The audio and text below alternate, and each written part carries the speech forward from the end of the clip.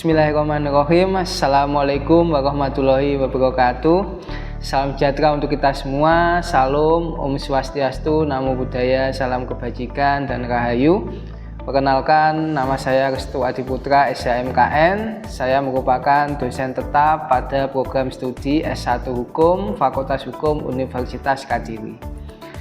Video ini merupakan bagian dari pernyataan diri dosen dalam unjuk kerja Tridharma Perguruan Tinggi atau PDD UKT PT untuk sertifikasi dosen tahun 2026, khususnya pada bidang pendidikan dan pengajaran. Pada kesempatan ini saya akan menyampaikan salah satu mata kuliah yang saya ampu, yakni mata kuliah Hukum Agraria. Hukum Agraria merupakan salah satu mata kuliah wajib yang ada di program studi S1 Hukum yang memiliki bobot SKS 3. Dalam mengampu mata kuliah Hukum Agraria ini, saya menerapkan pendekatan Outcome Based Education sebagai pijakan utama dalam merancang, melaksanakan, dan mengevaluasi proses pembelajaran secara menyeluruh.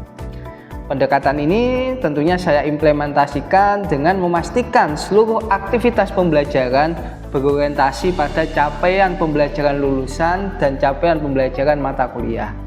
Sehingga harapannya mahasiswa tidak hanya memahami substansi isi materinya saja, tetapi juga dapat mengaplikasikan dalam menyelesaikan persoalan hukum secara kritis, inovatif, profesional, serta sesuai dengan regulasi peraturan perundang-undangan yang berlaku. Perancangan pembelajaran diawali dengan penyusunan rencana pembelajaran semester yang memuat keterkaitan antara CPL, CPMK maupun sub-CPMK. Selain itu juga dikaitkan dengan indikator ketercapaian, strategi pembelajaran, serta metode asesmen yang selaras.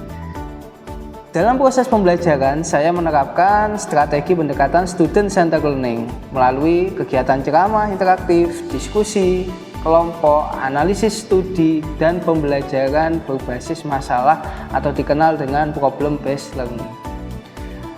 Pembelajaran juga didukung dengan metode blended learning, yakni mengkombinasikan antara pembelajaran tatap muka secara langsung atau sinkronus dengan pembelajaran secara daring atau asinkronus melalui media pembelajaran daring Universitas Kediri, yakni SPADA, sehingga harapannya mahasiswa dapat belajar secara aktif, mandiri, dan bisa berkolaborasi.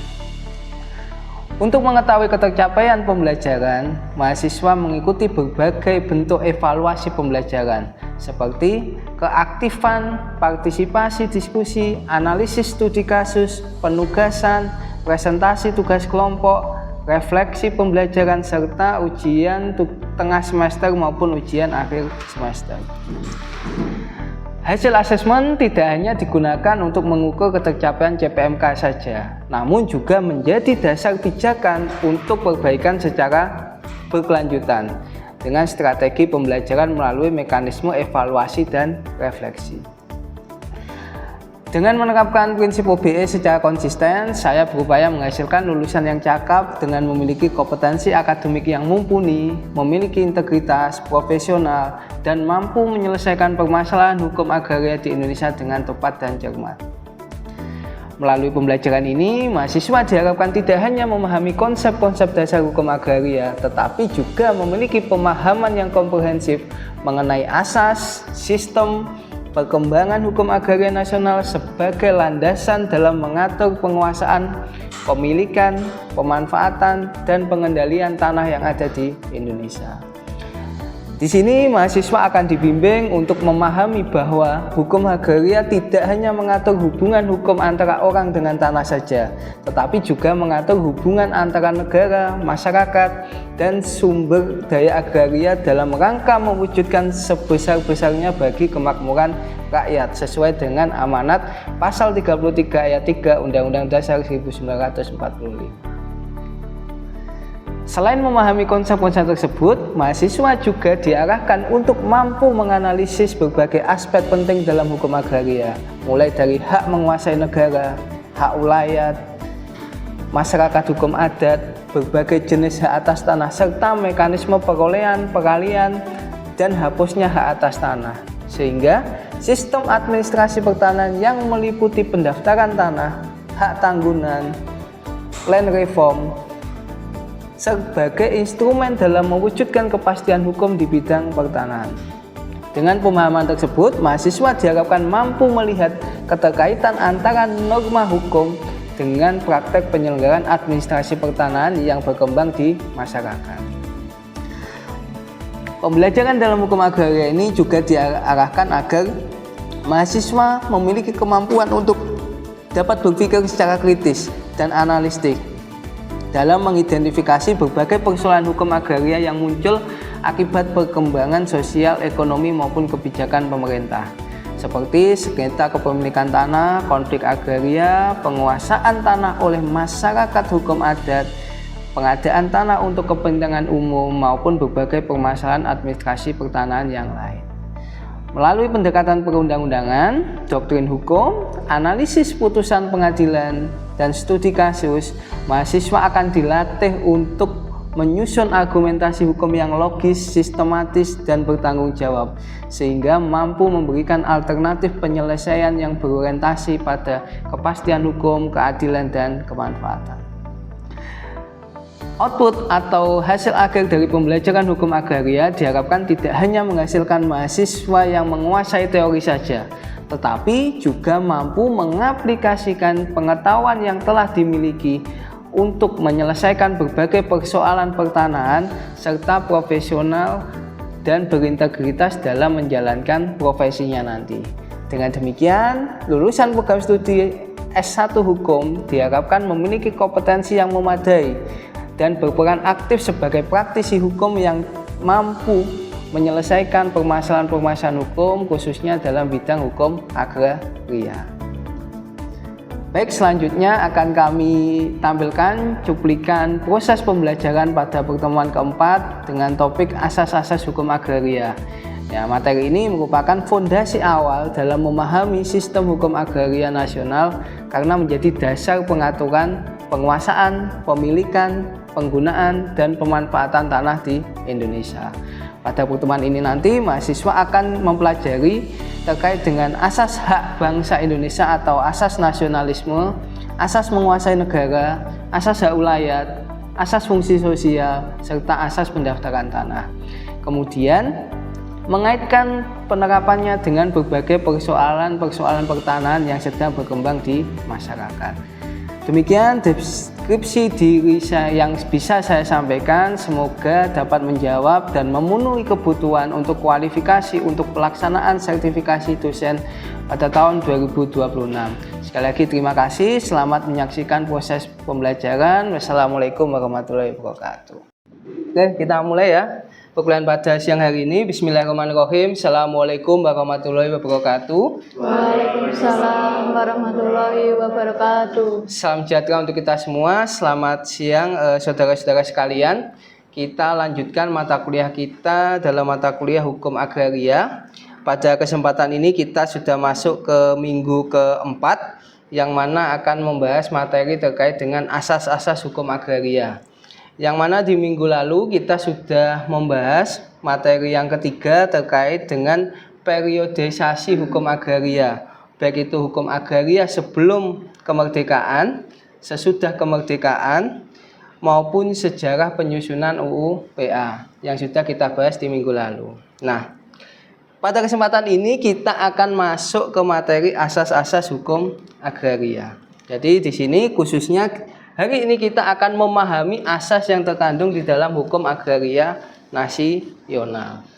Nah, sebelum kita masuk ke materi apa itu asas-asas apa saja yang ada di hukum agraria, terlebih dahulu kita juga harus bisa membedakan apa itu asas hukum agraria. Nah, ini. Jadi kalau kita berbicara apa itu asas hukum itu adalah dasar berpikir pembentuk undang-undang. Sifatnya masih spirit suatu peraturan perundang-undangan. Sifat dari asas hukum ini adalah sifatnya masih abstrak. Karena sifatnya masih abstrak, perlu dituangkan di dalam peraturan perundang-undangan. Sifatnya menjadi konkret. Nah, ya, jadi asas hukum itu adalah dasar berpikir pembentuk undang-undang yang mana dijadikan pedoman dalam menafsirkan suatu norma. Jadi aturan yang kita lihat dalam pasal-pasal di dalam suatu peraturan perundang-undangan itu pasti diilhami dari yang namanya suatu asas. Oke ya. Kita masuk ke apa itu asas hukum agraria. Kalau kita berbicara apa itu asas hukum agraria, asas hukum agraria adalah jiwa yang menjadi dasar pembentukan dan pelaksanaan hukum agraria di Indonesia. Jadi spirit dari hukum agraria yang berlaku di Indonesia ini pasti diawali di dalam yang namanya suatu asas. Kemarin kita sudah pelajari dasar hukum dari hukum agraria nasional itu apa toh kayak? Apa? UUPA. UUPA itu singkatannya apa? Undang-undang Pokok Agraria. Oke, nah, jadi pasal-pasal di dalam UUPA ini pasti terilhami atau pasti terkandung yang namanya suatu asas. Nah, asasnya ada apa saja, Pak? Hari ini kita akan membahas asas-asas yang ada di dalam hukum agraria. Oke. Nah, pasti saudara-saudara sekalian sering mendengar beberapa pertanyaan-pertanyaan sederhana seperti ini di masyarakat. Contohnya, mengapa orang asing atau warga negara asing tidak dapat memiliki hak milik di tanah Indonesia? Pasti kalian sering mendengar istilah sederhana seperti itu, pertanyaan seperti itu. Yang kedua, mengapa pemerintah dapat menggunakan tanah masyarakat untuk pembangunan jalan tol dengan pemberian ganti kerugian? Pertanyaan-pertanyaan sederhana ini kan sering kita alami dalam kehidupan sehari-hari kita. Dari dua pertanyaan tersebut, itu kita bisa menjawab apabila kita sudah memahami asas-asas hukum agraria. Nah, setelah ini nanti mempelajari asas-asas, kalian akan tahu, oh dasarnya ini loh, kenapa kok orang asing itu nggak boleh punya hak milik di Indonesia. Oh dasarnya ini loh, kenapa kok pemerintah bisa membangun jalan tol dari mengambil tanah milik warga sekitar dengan ganti kerugian. Nah, ini nanti akan kita pelajari. Nah, landasan utama asas hukum agraria. Asas hukum agraria ini diilhami atau diawali dari spirit yang dikandung di pasal 33 Undang-Undang Dasar 1945. Bumi, air, dan kekayaan alam yang terkandung di dalamnya dikuasai oleh negara dan dipergunakan sebesar-besarnya untuk kemakmuran rakyat. Nah, ada dua hal yang menarik di sini, teman-teman. Yang pertama ada kata-kata dikuasai. Yang kedua, sebesar-besarnya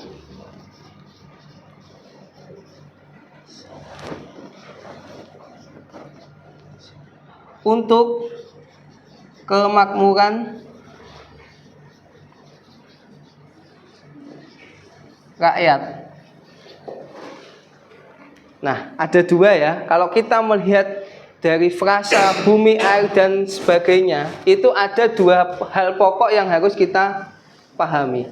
Yang pertama adalah dikuasai. Apakah bumi, air, dan sebagainya tadi yang terkandung di pasal 33 tadi dengan sendirinya menurut hukum akan dimiliki oleh pemerintah? Apakah dikuasai ini sama dengan memiliki? Tidak. Nah, sama atau tidak? Tidak. Oke. Baik, saya jelaskan ya saudara-saudara sekalian. Makna yang terkandung di pasal 33 ayat 3 tadi, bumi, air, kekayaan alam yang terkandung di dalamnya dikuasai oleh negara. Nah, dikuasai oleh negara ini dalam artian bukan dimiliki oleh negara, tetapi dimanfaatkan oleh negara. Dikuasai ini sama dengan dimanfaatkan. Kenapa Pak kalau harus negara? Karena negara adalah otoritasi yang sudah diberikan mandat oleh rakyat untuk mengelola sumber daya alam. Jadi makna dikuasai di sini berarti bukan dimiliki oleh pemerintah, tetapi pemerintah diberikan kewenangan oleh rakyat untuk dapat memanfaatkannya. Memanfaatkan untuk apa Pak? Sebesar-besarnya untuk kemakmuran rakyat. Nah, bisa dipahami ya sampai sini ya. Oke, kita lanjutkan. Yang pertama ada asas nasionalisme. Asas nasionalisme ini diatur di dalam pasal 9 UPA. Nah, baik itu di ayat 1 maupun di ayat 2. Tujuannya apa Pak? Pasal 9 UPA ini atau asas nasionalisme di sini yaitu mencegah kepemilikan oleh orang asing. Yang kedua, menjamin agar pemanfaatan tanah memberikan manfaat sebesar-besarnya untuk rakyat Indonesia. Contohnya apa toh Pak asas nasionalisme itu? Contohnya ini teman-teman saudara sekalian. Yang pertama, hak milik atas tanah hanya dapat diberikan kepada WNI. Orang asing hanya dapat memperoleh hak pakai dengan syarat tertentu dan waktu terbatas. Yang ketiga, badan hukum asing tidak dapat memiliki hak milik, hanya bisa menyewa atau menggunakan HGU atau HGB dalam batas ketentuan hukum. Jadi konteksnya di sini, kenapa kok asas nasionalisme di sini dimunculkan adalah untuk memberikan perlindungan bahwa hanya warga negara Indonesia yang boleh memiliki hak milik. Ada yang tanyakan sampai sini? Pak, ya, izin bertanya. Iya, Lalu Dena, kenapa? untuk menurut asas nasionalisme, apakah WNA tidak boleh mempunyai tanah di Indonesia? Ya, oke. Pertanyaan cukup bagus dari Dina ya. Jadi, apakah orang asing di sini tidak boleh sama sekali memiliki tanah Pak di Indonesia? Jawabannya gimana? Jawabannya adalah boleh, tetapi bukan tanah hak milik. Bolehnya apa Pak? Bolehnya hanya hak pakai. Jadi asas nasionalisme di sini adalah untuk melindungi kepemilikan tanah untuk warga negara Indonesia. Materi terkait dengan hak atas tanah akan kita pelajari di sesi selanjutnya. Nah, ini asas yang pertama, asas nasionalisme. Yang kedua ada asas menguasai negara.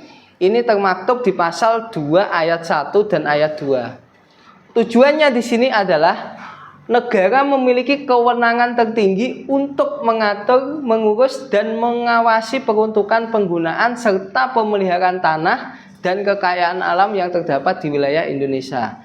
Negara bukan pemilik tanah, melainkan pemegang mandat rakyat untuk mengatur dan menjamin agar pemanfaatannya digunakan sebesar-besarnya untuk kemakmuran rakyat. Nah, ini yang saya ceritakan tadi di pasal 33 ayat 3 tadi.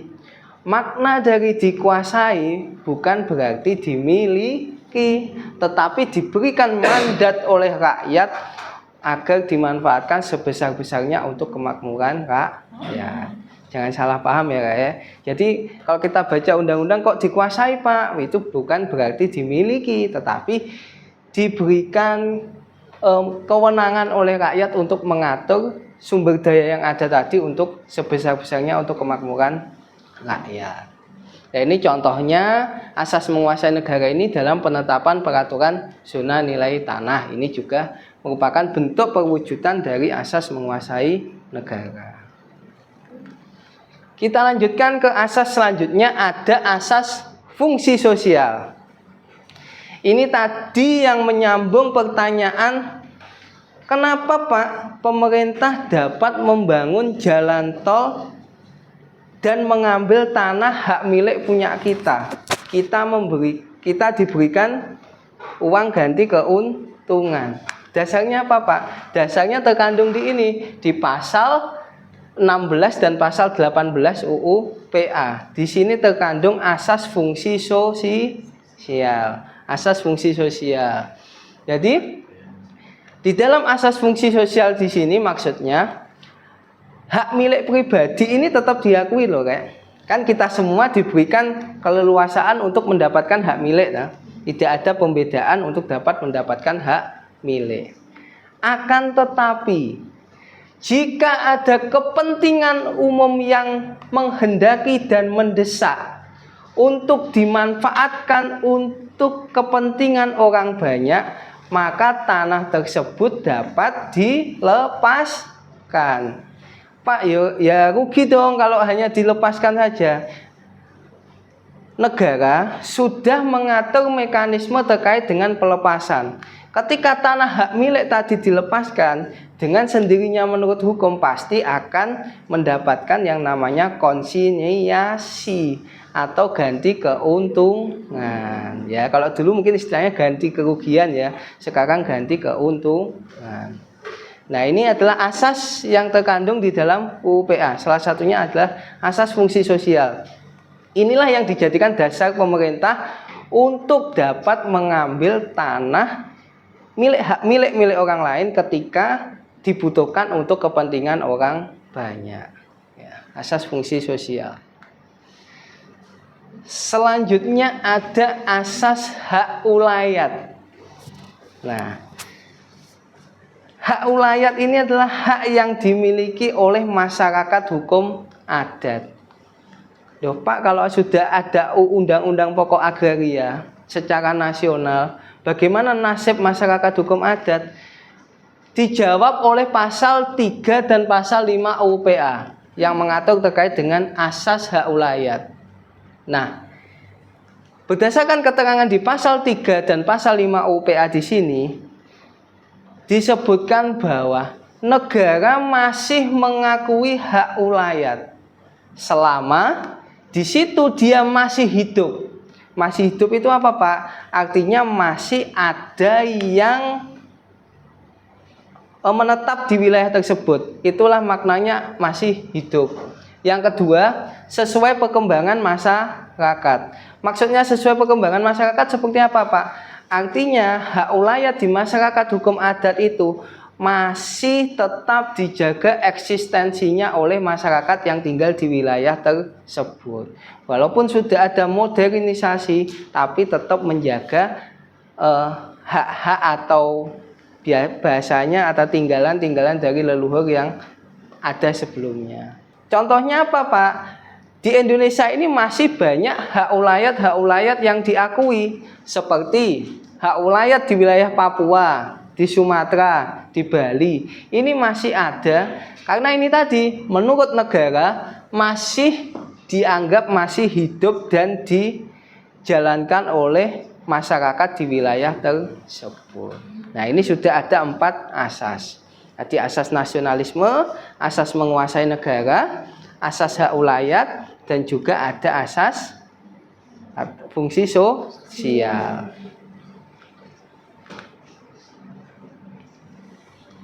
Kita masuk ke asas yang kelima. Ini ada asas pendaftaran tanah. Ujung dari kita memiliki tanah itu untuk apa toh, Kak? Untuk memperoleh kepastian hukum. Kepastian hukum itu dapat kita peroleh dengan, kalau di bidang tanah, dengan kita memiliki sertifikat hak atas tanah. Nah, ini juga sudah diatur di dalam UU PA. Jadi UU PA secara tidak langsung memerintahkan kepada negara untuk menyelenggarakan yang namanya pendaftaran tanah. Dari pendaftaran tanah tersebut diharapkan dapat menjamin kepastian hukum hak atas tanah di Indonesia. Kepastian hukum terwujud dari adanya sertifikat. Nah, model-model dari tahapan-tahapan dari pendaftaran tanah tadi diawali dari ini tadi yang di sebelah kanan, ada pengukuran, perpetaan, pembukuan tanah, dan lain sebagainya. Inilah salah satu tahapan yang harus dilalui untuk nantinya dapat terbit suatu sertifikat. Nah, jadi urut-urutannya, Undang-Undang Pokok Agraria memerintahkan pemerintah untuk melaksanakan pendaftaran tanah. Pendaftaran tanah berarti apakah ada aturannya lagi, Pak? Jawabannya adalah A, ada, diatur di PP 24 tahun 1997. Yang terbaru diatur di PP 18 tahun 2021. Nah, oke. Ada yang tanyakan sampai di sini? Belum ada. Belum ada? Belum Oke. ada. Kita lanjutkan ya. Nah, kalau diurutkan seperti ini bagannya, saudara-saudara sekalian. Yang pertama tadi ada pasal 33 ayat 3 Undang-Undang Dasar 1945, diturunkan ke hak menguasai negara, ada hak atas tanah. Hak atas tanah itu apa tak? Ada hak milik, hak pakai, hak guna bangunan, hak guna usaha, itu adalah hak atas tanah.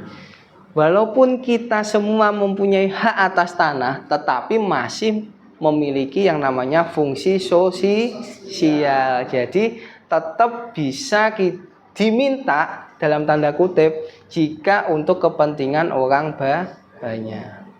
Nah, ujung dari tanah tersebut adalah pasti yang namanya kepastian hukum. Dari kepastian hukum ini diharapkan cita-cita yang ini tadi, sebesar-besarnya ini tadi dapat terpenuhi sehingga kemakmuran rakyat di sini bisa terjamin. Jadi tujuan akhirnya adalah kemakmuran rakyat sesuai dengan amanat pasal 33 Undang-Undang Dasar 1945.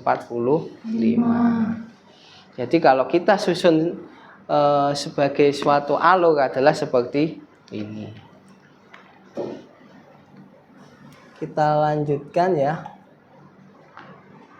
Nah, kita masuk ke materi pokok inti dari pertemuan keempat kita pada siang hari ini. Kesimpulannya adalah asas-asas hukum agraria merupakan dasar penyelenggaraan hukum pertanahan di Indonesia. Setiap aturan pertanahan pasti diilhami dari yang paling awal adalah Undang-Undang Pokok Agraria. Kenapa kok seperti itu, Pak? Karena Undang-Undang Pokok Agraria adalah undang-undang pelaksana dari amanat pasal 33 ayat 3. Nah, harapannya seperti ini, saudara-saudara sekalian. Ketika kita memahami asas, berarti memahami arah dan tujuan dibentuknya UU PA. Kalau kita ingin mengkaji suatu peraturan perundang-undangan, kajilah dari asasnya terlebih dahulu agar kita tahu tujuan dibentuknya undang-undang ini untuk apa. Nah, ketika kita sudah paham asas yang melandasi dibentuknya peraturan perundang-undangan, maka kita akan paham, oh, lahirnya undang-undang ini ternyata untuk kepentingan ini. Ya. Jadi seperti itu gambaran dari asas-asas pokok dari hukum agraria. Mungkin sampai di sini ada yang ditanyakan, saudara-saudara sekalian? Bisa dipahami ya materi untuk siang hari ini ya? Bisa, oke. Baik, kalau tidak ada yang ditanyakan, saya akhiri perkuliahan pada minggu keempat pada hari ini terkait dengan asas-asas hukum agraria. Selanjutnya nanti di pertemuan selanjutnya kita akan membahas materi selanjutnya terkait dengan hak wilayah. Ya, baik, terima kasih atas kehadiran pada siang hari ini. Semoga sedikit yang kita pelajari hari ini dapat menambah wawasan keilmuan yang kita miliki. Wabillahi taufiq wal hidayah. Wassalamualaikum warahmatullahi wabarakatuh. Waalaikumsalam warahmatullahi wabarakatuh. Oke, sehat semuanya ya. Ya, terima kasih, Pak.